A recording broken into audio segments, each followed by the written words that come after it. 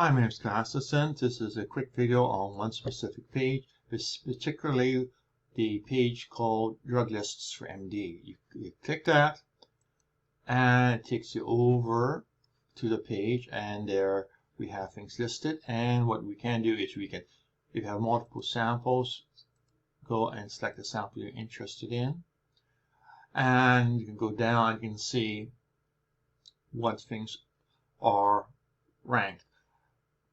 All the numbers are calculated out so that the one with the greatest positive or negative benefit is a 1. Everything scaled down from 1, and anything near the middle that is between negative 0.1 and 1 is excluded from the list because it's sort of fuzzy area, and so we basically exclude that.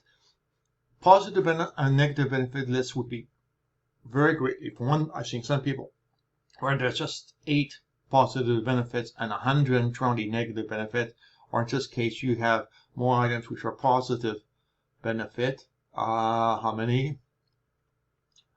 Oh joy, we have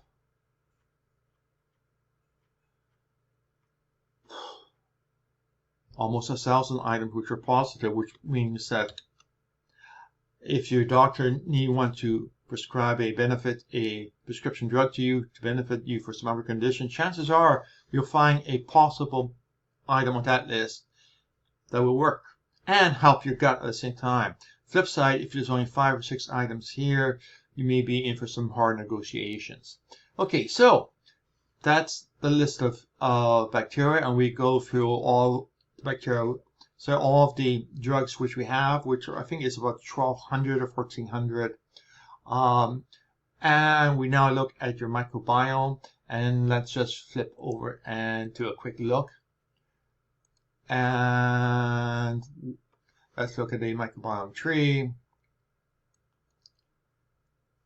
And we can see all of the different bacteria this person have. I think there's about 600 or 700 there.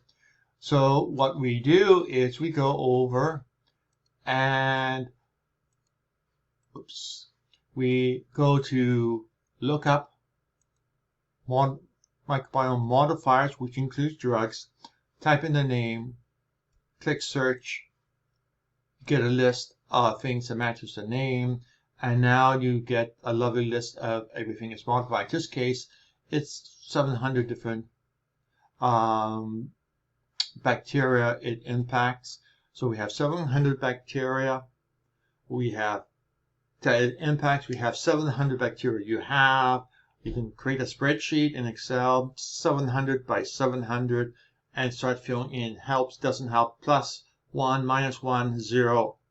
Get a whole spreadsheet for one drug and calculate a number from it. And now go to the next one. Remember, you have 1,200 of them, so you've got 1,200 spreadsheets to calculate. Or you can trust me that I'm doing it correctly, which is somewhat likely.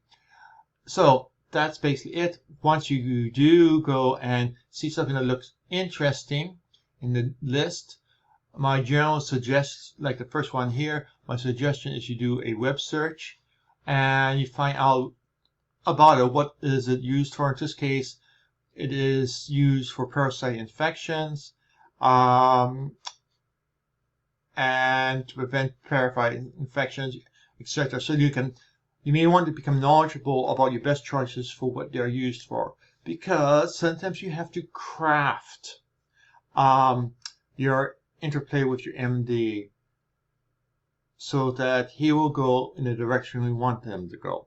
If you know what each one of the drugs does, which are in your biggest positive list, you have a much better chance of getting a good prescription done. Generally, the MDs do not have time to go through each of the drugs and whatever, so they have a small handful. They are accustomed to, okay, oh yes, we'll prescribe that, this, that. They don't look at the alternatives. Do your homework, and you may be far more successful. That's basically it. A simple one-pager.